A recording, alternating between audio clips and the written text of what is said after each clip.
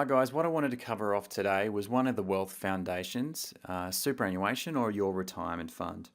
We talked about this briefly in your client experience meeting and also in the Understanding You meeting about our approach to super, but I wanted to cover it off in a little bit more detail around the specifics of what we do to help you get a great superannuation and retirement set up.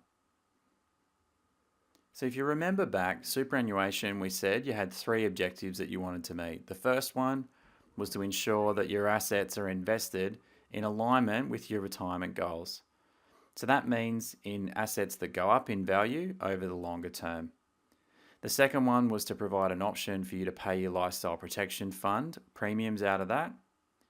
And the third one was to also provide you an option to pay your ongoing advice fees from your super fund. Up to 50% of our monthly coaching fee can be debited from a super fund because we believe it relates to your long-term retirement advice and protection advice. The investment strategy, the objective here is to target an average return for equities over the long term. So that means you're not trying to outperform the market or trying avoiding underperforming the market. You just want to get the market return because you have such a long time frame before you need to tap into your super.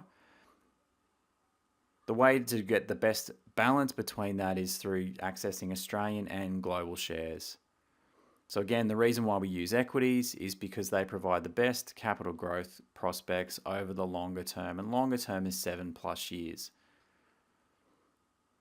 Because you're going to have international shares, and the benefit of international shares is it gives you an exposure of everything that's happening outside Australia. Because you're using international shares, you want to try and remove any sort of currency risk. Now, you can't do it completely, but what you can do is reduce that risk. And currency risk just means that you're buying shares using Australian dollars, and then the Australian dollar goes up or goes down, and that can either impact positively or negatively on the return.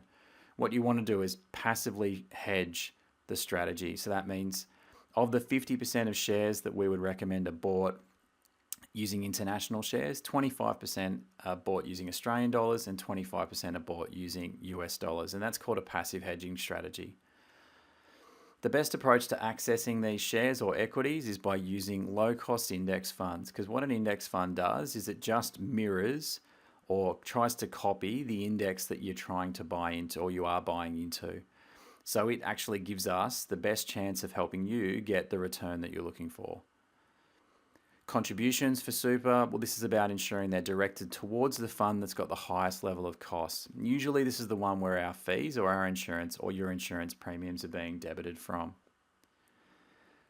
And then finally, beneficiaries. This is about having it set up as you grow your estate plan or build your estate plan. So if you don't have a will and you don't have your testamentary trust set up, day one, we'll recommend that you nominate 100% of your super benefit and 100% of your insurance, your super insurance benefit to your spouse. Once your testamentary trusts are set up, it gets split.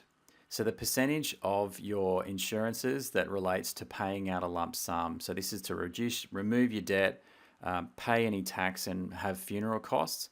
That percentage would get split and directed to your spouse. The remaining is for income replacement to look after your family and your loved ones. That you want going into the testamentary trust. So there'd be a split there, pushing it off into the wills, and that's done via nominating the legal personal representative. If you've got any questions, please let us know. Otherwise, hopefully that made sense.